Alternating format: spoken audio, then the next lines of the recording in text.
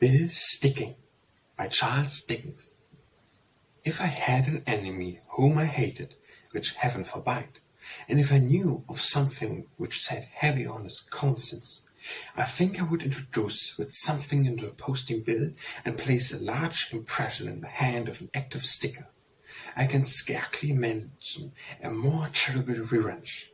I should haunt him by this means night and day. I do not mean to say that I would publish his secret in red letters 2 feet high for all the town to read. I would darkly refer to it. It should be between him and me and the posting bill.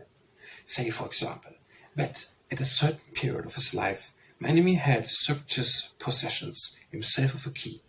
I would then embark my capital in the lock business and conduct the business on the advertising principle. And on my placard and advertisements I would throw up the lines "Sacred Keys." Thus, if my enemy paced an inhabited house, he would see his conscience glaring down on him from the parapets and peeping up at him from the cellar. If he took a dead wall in his walk, it would be alive with reproaches. If he sought refuge in an omnibus, panels thereof would become Belshazzar's palace to him. If the boat in a wild endeavour to escape, he would see the fatal works lurking under the arches of a bridge over the Thames. If he walked the streets with downcast eyes, he would recoil from the very stones of the pavement made eloquent by lamp-black lithograph. If he drove a road, his way would be blocked up by enormous vents. Each proclaimed the same words over and over again on its whole extent of surface, until having greatly grown thinner and poorer, and having at last totally rejected food, he would miserably perish, and I should be revenged. This conclusion I should, no doubt, celebrate by laughing a horrorous laugh in 3 syllables, and folding my arms tight upon my chest, agreeing to most of the examples of glutted amusity that I have had an opportunity of observing in connection with the drama, which, by the by, as involving a good deal of noise, appears to me to be occasionally confounded with a drama. The foregoing reflection presented himself to my mind 2 other days, as I contemplated, being newly come to London from the east side rider of Yorkshire, and a house hunting expected for next May. An old warehouse, where rotting paste and rotting paper had brought down to the condition of an old cheese. It would have been impossible to say, on the most conscious survey, how much of its front was brick and mortar, and how much decaying and decayed plaster. It was so thickly encrusted with fragments of bills that no ship's keel after a long voyage could be half so full. All traces of the broken windows were built out, but also built across. The waterspout was built over. The building was shore up to prevent its tumbling into the street, and the very beams erected against it were less wood than paste and paper. They had been so continually posted and reposted. The fallen wrecks of old posters, so encumbered with wreck, that there was no hold for new posters, and the stickers had abandoned the place in despair, except one enterprising man who had hoisted the last masquerade to a clear spot near the level of the stack of chimney, where it waved and dropped like a shattered flag.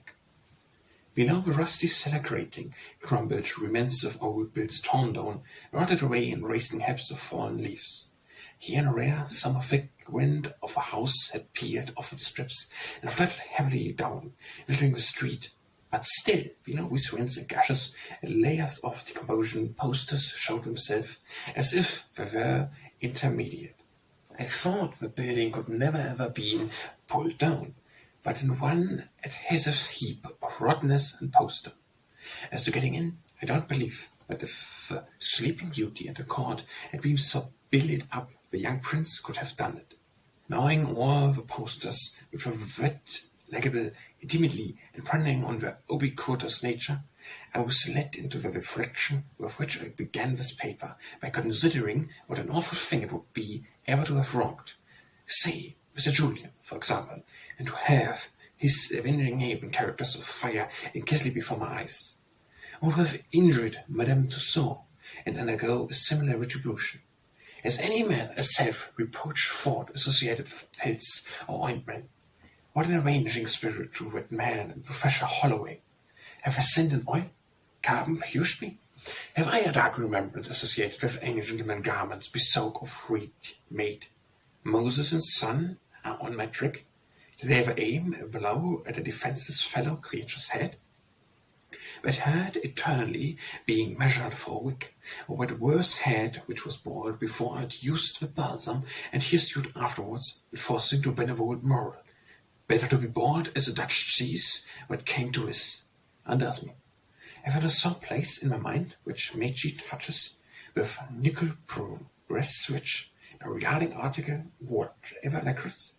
There's no discordant note within my frills responsive to mysterious word watch as Evalurinta Arabica or number 1 St. Paul's churchyard. When may I enjoy life and be happy? Lifting up my eyes, as I was musing to this effect, I beheld it advancing towards me. I was when on Cornwall near the Royal Exchange, a solemn procession of 3 advertising vans of first-class dimensions, each drawn by a very little horse. As the cavalcade approached, I was at a loss to recall the careless deportment of the drivers of these vehicles, with the terrific announcement they conduct through the city, which being assuming of the contents of a Sunday newspaper, were of a most thrilling kind, robbery, fire, murder, and ruin of the United Kingdom, each discharged in a line by itself, like a separate broadside of red-hot shot, among the least of a warning addressed to an unthinking people. Yet the minister of fate drove the awful cars, leaned forward with their arms upon their knees in a state of extreme lassitude, for want of any subject of interest. The first man whose hair I might naturally have expected to see standing in the end scratched his head, one of the smoothest I ever beheld, with profound indifference. The second whistled, the third yawned. Posing the drill upon this apathy, it appeared to me, as the fatal cars came by me, when I described in the second car, the portion in which the charioteer was seated, a figure stretched upon the floor. At the same time, I thought I smelled tobacco. The late impression passed quickly from me.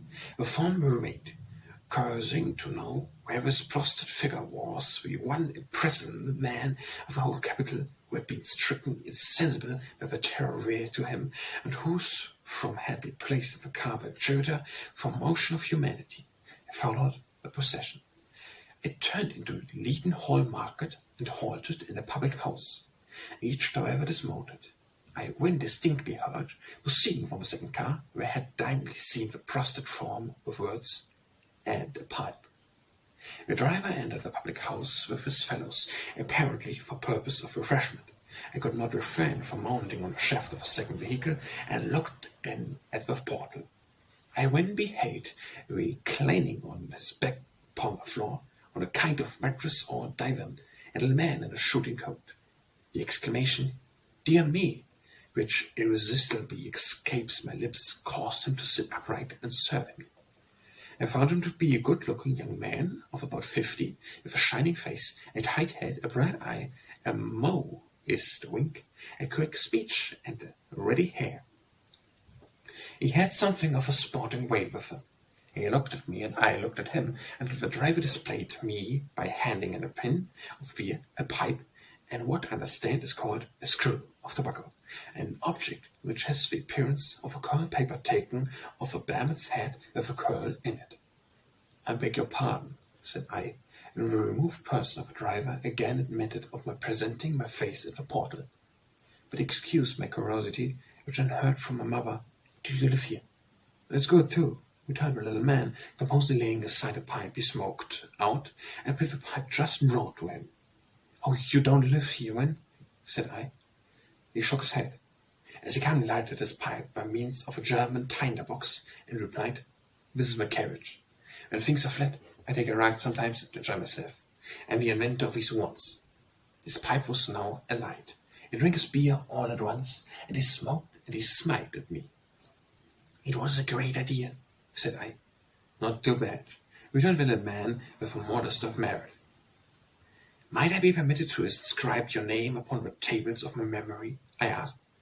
"There's not much odds on the name," returned the little man. "No name in particular. I'm the king of the bill stickers." "Good gracious," said I. The monarch informed me with a smile that he had never been crowned or installed with any public ceremonies, but that he was peaceably acknowledged as king of the bill stickers in right of being the oldest and most respected member of the old school of bill sticking. He likewise gave me to understand that there was a Lord Major of the bill stickers whose genius was chiefly exercised within the limits of the city. He made some allusion also to an inferior potentate called Turkey Legs, but I did not understand that this gentleman was invested with much power. I very well inferred that he derived his title from some peculiarity of gait, and that it was of an honoured character. My father, pursued the king of the bill stickers, was engineer, beadle, and bill sticker to the parish of St. Andrew's, Holborn, in the year of 1708. My father stuck bills at the time of the riots of London. You must be acquainted with the whole subject of bill sticking from the time to the present, said I. Pretty well so, was the answer. Excuse me, said I, but I am a sort of collector. Not income tax, cried his Majesty, hastily removed his pipe from the lips. No, said I. Water rate, said his Majesty. No, I returned. Gas, assessed, sewers, said his Majesty. You misunderstand me, I replied soothingly. Not that sort of a collector at all, a collector of facts. Oh, if it's only facts, cried the king of the bill stickers, recovering his good humour and banished the great mistrust that had suddenly fallen upon him, came in and welcome. If it had been become or winter, I think I should have pitched you out of the way upon my soul. Really complying with the invention, I squeezed myself in at the small aperture, His Majesty gracefully handing me a little three-legged stool, which I took my seat in a corner, inquired if I smoked. I do. That is, I can, I answered. Pipe and a screw, said His Majesty to the attendant charioteer. Do you prefer a dry smoke, or do you moisten it? As unmitigly tobacco produced was disturbing effects upon my system. Indeed, if I had perfect moral courage, I doubt if I should smoke at all under any circumstances. I invoked Moises and begged the sovereign of the bill stickers to name his usual liqueur and to concede to me the privilege of paying for it. After some delayed reluctance on his part, we were provided through the instrumentality of the attendant charioteer with a can of cold rum and water, flavoured with sugar and lemon, and were also furnished with a tumbler, and I was provided with a pipe. His Majesty, when observing that we might combine business with conversation, gave a word for the car to proceed, and, to my great delight, we jogged away at a foot pace. I say to my great delight, because I am very fond of novelty, and it was a new sensation to be joying through the tumult of a city in that zero temper, partly open to the sky, surrounded by the roar of out, and seeing nothing but the clouds. Occasionally blows from pipes fell heavily on the Thames wards, and were stopping up the road longer than usual. They irritated carters and coachmen to madness, but they fell harmless upon us within the disturbed, not the certainty of our peaceful retreat. As I looked upward, I felt, I should imagine, like the astronomer royal. I was enchanted by the contrast between the freezing nature of our external mission on the planet of our populace and the perfect composure reigning with those sacred precincts, where His Majesty reclined easily on his left arm, smoked his pipe, and drank his rum and water from his own side of a tumbler, which stood impartially between us. As I looked down from the clouds and caught his royal eye and understood my reflection. I had an idea, he observed with an onward glance, of training scarlet runners across in the season, making an hour of it, and sometimes taking tea in the same according to the song. I nodded approval. And here you respond and think, said I. And think, said he, of boasters, wards, and hoardings. We were both silent, contemplating the vasteness of the subject. I remembered the surprising fancy of dear Thomas Hood's, and wondered whether this monarch ever signed to repair to the Great Wall of China, and sticks bills all over it. And so, said he, rousing himself, it's fact as you collect. Facts, said I. The facts of bill sticking, pursued His Majesty in a binging manner, is known to myself as following.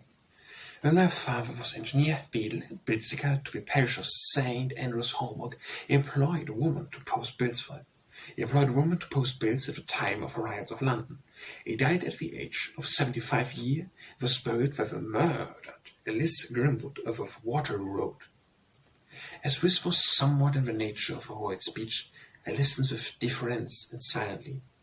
His Majesty, taking the scroll from his pocket, proceeded with great distinctness to pour out the following flood of information. The bill began at the period mostly proclaimed and decorations with very only demny size. The manner of posting the bills, as they did not use brushes, was by means of a piece of wood, which they called a dabber. Thus things continued till such time as the state lottery was passed, and when the printers began to print larger bills, and men were employed instead of women as the state lottery commissioners, and began to send men all over England to post bills, and would keep them out for 6 or 8 months at a time, and they were called by the London bill stickers shrimpers, their wages at the time being 10 shillings per day beside expenses. They used sometimes to be stationed in large towns for 5 or 6 months together, distributing the sheep to all the houses in the town. And when there were more carriage or wood block engravings for posting bills than there are at the present time, the principal printers at the time of posting bills were Messrs. Evans and Ruffle of Butch-Rowan, Frugood and Rightning of the present day, and Messrs. Guy and Bain, Gracechurch Street, City. The large bills printed at the period were 2-sheet double crown, and when they commenced printing 4-sheet bills, 2 bill stickers would work together. We had now settled wages per week, but had a fixed price for the work, and the London bill stickers during the lottery week have been known to earn each 8 or 9 pounds per week, till the day of drawing. Likewise, the man who carried boards in the street used to have 1 pound per week, and the bill stickers at the time would not allow anyone to wilfully cover or destroy the bills, as they had society amongst themselves, and very frequently dined together at some public house. They used to go of an evening to have a work delivered out unto them.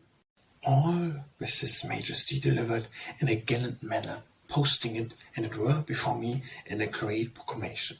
I took advantage of the pause he made to inquire what a 2-sheet double crown might express. A 2-sheet double crown, replied the king, is a bill 39 inches wide by 30 inches high. Is it possible, said I, my mind reverting to the gigantic emotions we were displaying to the multitude, which were as infants to some of the posting bills in the rotten old warehouse, but some few years ago the largest bill was no larger when wet. The fact, returned the king, is undoubtedly so. Here he instantly rushed again into the scroll. Since the abolishing of the state lottery, all the good feeling has gone, and nothing but jealousy exists. For the revival of each other, several bill-sticking companies have started, but have failed. The first party that started the company was 12 years ago, but what was left of the old school and the dependents joined together and opposed them, and for some time they were quiet again, till the printer of Hatton Garden formed a company behind the sides of house. But he was not supported by the public, and he left his wooden frames fixed up for rent. The last company that started took advantage of a new police act, and hired a Messer, Rilsa and Petto, the hauling of Terragh Square, established a bill-sticking office in Cuser Street, Shenster Lane, and engaged some of the new bill-stickers to do their work, and for a time got the half of all our work, and with a spirit did they carry on the opposition towards us, where they used to give us in charge before the magistrate and get us fined. But they found it so expensive that they could not keep it up. But we were always employing a lot of ruffians from the 7 Dials to come and fight us. And on one occasion, 2 old bill stickers went to Trafalgar Square for them to post bills, when they were given custody of a watchman in the employee and fined at Queen Square 5 pounds, as he would not allow any of us to speak in the office. But when we were all gone, we had an interview with the magistrate, who meditated to fine to 15 shillings. During that time, the men were waiting for the fine, whose company started off to a public house, where they were in the habit of using and waiting for us coming back, where a fighting scene took place with beggar's description. Shortly after this, the principal one day came and shook hands with us and acknowledged that we had broken up the company and that he himself had lost 500 pounds in trying to overthrow us. We even took possession of Harding and Trafalgar Square, but the Messer, Gristle and Petto would not allow us to post our bills on the said Harding without paying them, and were first to say we paid upward of £200 for that Harding, and likewise the Harding of the Reform Clubhouse, Pall Mall. His Majesty, being now completely out of breath, laid down his scroll, which he appeared to have finished, puffed at his pipe, and took some rum and water. I embraced the opportunity of asking him how many divisions the art and mystery of bill-sticking comprise. He replied, 3. Auctioneers, bill-sticking, federal bill-sticking, general bill-sticking. The auctioneer porters, said the king, although their bill-sticking, are mostly respectable and intelligent and generally well paid for their work, whether in town or country. The price paid by the principal auction is for country work 9 shillings per day. That is 7 shillings for a day's work, 1 shilling for lodging, and 1 for the past. Town work is fine, shilling a day, including past. 5. Town work must be rather hot work, said I, if there be many of those fighting scenes that beg a description among the bill stickers. Well, replied the king, I and a stranger, I assure you, to black eyes, a bill sticker ought to know how to handle his fists a bit. As to the row I have mentioned, that drew out of competition, conducted in an uncompressing spirit, besides a man and a horse and shay continually following us about, the company had a watchman on duty, night and day, to prevent us sticking bills upon to Harding and Trafalgar Square. We went there early on morning to stick bills, and to blackwash the bills if we were interfered with. We were interfered with, and they gave word for laying on wash. I was laid on, pretty brisk, and we were all taken to Queen Square, but I couldn't find me. I knew that, with a bright smile, I'd only give directions. I was only the general. Charmed with his monarchy ability, I inquired if he had ever hired a whoring himself. Hired a large one, he replied, opposite the London Theatre, with the buildings was there.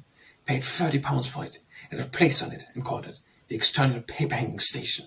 But it didn't answer. Ah, said His Majesty, thoughtfully as he filled the glass. Bill-stickers have a deal to conduct with. The bill-sticking clause was got into the Police Act by a man of Parliament that employed me at his election. The clause is pretty stiff respecting where the bills go, but he didn't mind where his bills went. It was all right enough, so long as they was his bills. Fearful that I observed the shadow of misanthropy of the king's cheerful face, I asked whose ingenious invention it was which I greatly admire, of sticking bills under the arcs of a bridge. Mine, said His Majesty. I was the first that ever stuck a bill under a bridge. Imitators soon rose up, of course. Went don't they? But we stuck a medal of water, and the tide came and swept the bills clean away. I knew it. The king laughed. What may be the name of that instrument like an immense fishing rod? I inquired. With which bills are posted on high place? The joints, returned His Majesty. Now we use the joints where formerly we used ladders, as we do still in country places. Once when Madame, Westris understood, was playing in Liverpool, another bill sticker and me were together on the wall outside the Clarence Dock, me with his joints, him on a ladder. Lord, I had my bell up right over his head, yards above him, ladder and all, when he was crawling to his work. The people going in and out of the docks stood and laughed. It's about 30 years since the joints came in. Are there any bill stickers who can't read? I took the liberty of inquiring. Some, said the king, but we know which is the right side upwards of the work. We keep it as it's given out to him. I've seen a bill also stuck wrong side upwards, but it's very rare.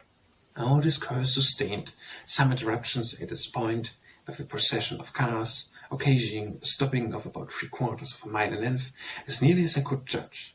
His Majesty, however, entreated me not to be discomposed by the continued uproar, smoked with great placidity, and surveyed with fine moment. When we were again in motion, I begged to be informed what was the larger poster His Majesty had ever seen. The king replied, a 36-sheet poster. I gave it also that there were about 150 bill stickers in London, and that His Majesty considered an average hand equal to the posting of 100 bills, single sheet, in a day. The king was of opinion that all the posters had much increased in size. They had not increased in number. as the apologia of the state lotteries had occasioned a great falling off, especially in the country. Over and above which change, I bethought myself that the custom of advertising in newspapers had greatly increased. The companion of many London improvements is Trafalgar Square. I particularly observed the singularity of His Majesty calling that improvement. The Royal Exchange had in late years reduced the number of advantage posting places.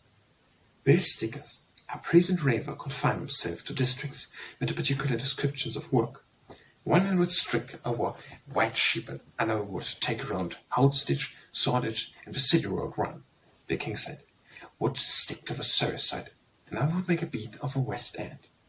His Majesty remarked with some approach to celebrate of the nascent of delicacy and taste, gradually introducing into the trade of a new school, a profligate and inferior race of impostors who took jobs at most any price, the treatment of the old school and the confession of their own misguided employers. He considered that the trade was overdone with competition and observed, speaking of his subjects, "There are too many of them." He believed still that things were a little better when we had been, adducing as a proof of the fact that particular posting places were now reserved by common consent for particular posters. Most places, however, must be regularly occupied by those posters, or whale a pence and fell into other hands. It was of no use giving a man a Drury Lane bill this week and not next. Where was it to go? He was of opinion that going to the expense of putting up your own board on which your sticker could display your own bills was the only complete way of posting yourself at the present time. But even to effect this, one payment of £1 a week to a keeper of steam and pies and other such places, you must be able, besides, to give orders for theatres and public exhibitions, or you would be sure to be cut out by somebody. His Majesty regarded the passion for orders as one of the most unappeasable appetites of human nature. If there were building, or if there were repairs going on anywhere, you could generally stand something and make it right with the foreman of the works, but orders would be expected from you, and the man who could give the most orders was the man who could come off best. There was this other objectionable point in orders, where the workmen sold them for drink, and often sold them to persons who were likewise troubled with the weakness of thirst, which led, His Majesty said, to the presentation of your orders at theatre doors, by individuals who were too shaky to derive intellectual profit from the entertainments, and who brought a scandal on you. Finally, His Majesty said that he could hardly put too little in a poster. What he wanted was 2 or 3 good catch-lines for the eye to rest on, when leave it alone, and where you were. These are the minutes of my conversation with His Majesty, as I noted them down shortly afterwards. I am not aware whether I have been betrayed into any alternation or suppression. The manner of the King was frank in the extreme, and he seemed to me to avoid at once that slight tendency to reply which may have been observed in the conversation of His Majesty King George III, and that slight undercurrent of egoism that the curiosity observed may perhaps detect in the conversation of Napoleon Bonaparte. I must do the King the justice to say that it was I, and not he, who closed the dialogue. At this juncture I became the subject of a remarkable optical delusion. The legs of my stool appeared to me to double up. The cat has been round with great violence, and a mist to rise between myself and His Majesty. In addition to these sensations, I felt extremely unwell. I refer these unpleasant effects either to the past, with which the posters were fastened to the vein, which may have contained some small portion of arsenic, or to the printer's ink, which may have contained some equally delicious ingredient, of which I cannot be sure. I am only sure that I was not affected either by the smoke or the rum and water. I was assisted out of a vehicle in a state of mind which I had only experienced in 2 other places. I allude to the pier at Dover, and to the corresponding portion of the town of Calais, and sat upon a doorstep until recovered. The procession had then disappeared. I have since looked anxiously for the King in several other cars, but I have not yet had the happiness of seeing His Majesty.